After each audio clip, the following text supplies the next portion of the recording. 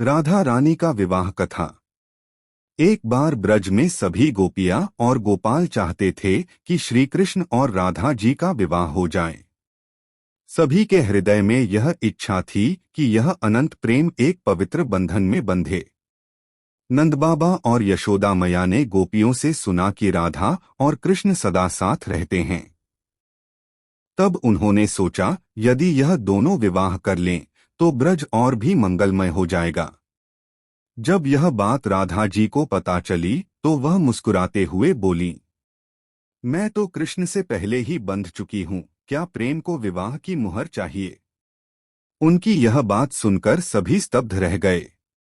इसी बीच कहा जाता है कि स्वयं ब्रह्मा जी प्रकट हुए और उन्होंने राधा कृष्ण का गंधर्व विवाह करवाए। ब्रज की गुप्त कथाओं और ब्रह्मवैवर्त पुराण में यह उल्लेख मिलता है कि राधा और कृष्ण का दिव्य विवाह हुआ था।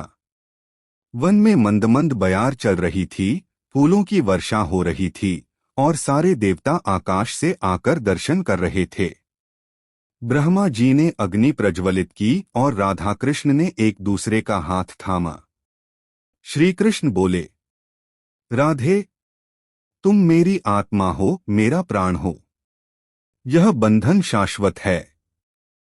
राधा जी ने उत्तर दिया, प्रभु, मैं आपसे अलग कभी थी ही नहीं।